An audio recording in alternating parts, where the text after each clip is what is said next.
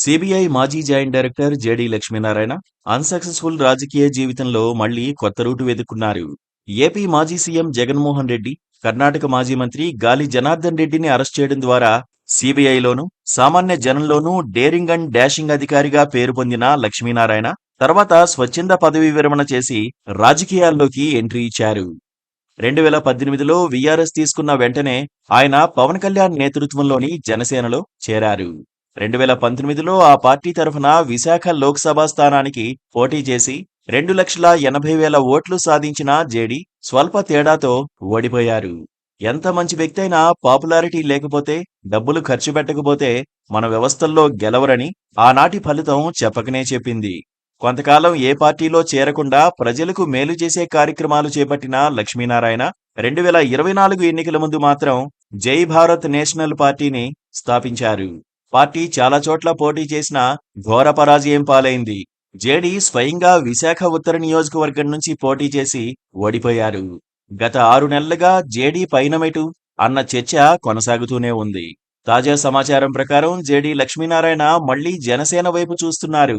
కొత్త పార్టీతో success కాలేకపోయినా JD Lakshminarayana రాజకీయాల్లో మాత్రం కొనసాగాలని భావిస్తున్నారు.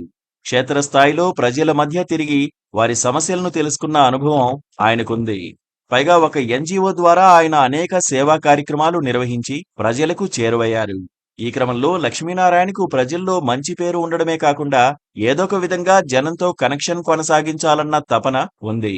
అందుకే తన జై భారత్ నేషనల్ పార్టీని మరో బలమైన పార్టీలో విలీనం చేయడం ద్వారా ప్రజాసేవకు అంకితం కావాలని భావిస్తున్నారు.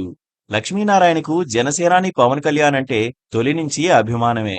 గతంలో ఆయనతో కలిసి పనిచేసినప్పుడు పవన్ తీరును దగ్గర నుంచి గమనించారు. ప్రస్తుతం ఆంధ్రప్రదేశ్ ఉప ముఖ్యమంత్రిగా పవన్ నిర్ణయాలు, ఆయన దూకుడు జేడీకి బాగా నచ్చాయి. తాను ఎదురు చూసిన విధంగానే పవన్ కళ్యాణ్ పనిచేస్తున్నారని జేడీ చాలా మంది దగ్గర వ్యాఖ్యానించారు. ఉప ముఖ్యమంత్రి హోదాలో పేషీకి, సచివాలయానికి పరిమితం కాకుండా పవన్ క్షేత్రస్థాయిలోకి వెళ్లడం జేడీకి బాగా నచ్చిందట. అందుకే మరోసారి పవన్తో కలిసి పనిచేయాలని ఆయన నిర్ణయించుకున్నారు. పవన్ కళ్యాణ్ సోదరుడు నాగబాబుకు మంత్రి పదవి ఇవ్వబోతున్నట్లు ఇటీవల వార్తలు వచ్చాయి. జనసేనకు వెన్నుదన్నుగా ఉంటూ అన్నీ తామై చేస్తున్న వారిని ఏదో రూపంలో గౌరవించాలని పవన్ కళ్యాణ్ భావిస్తున్నారు. గతంలో జనసేనకు పనిచేసిన వారు తిరిగొస్తే వారిని కూడా తగిన రీతిలో గౌరవిస్తామని పవన్ పలు పర్యాయాలు పార్టీ అంతర్గత సమావేశాల్లో చెప్పినట్లు తెలుస్తోంది. జేడీ లక్ష్మీనారాయణ తిరిగొచ్చి చేరితే ఆయనకు మంత్రి పదవి కాకపోయినా హోదాకు తగిన పదవి లభిస్తుందని జనసేన వర్గాలు చెబుతున్నాయి.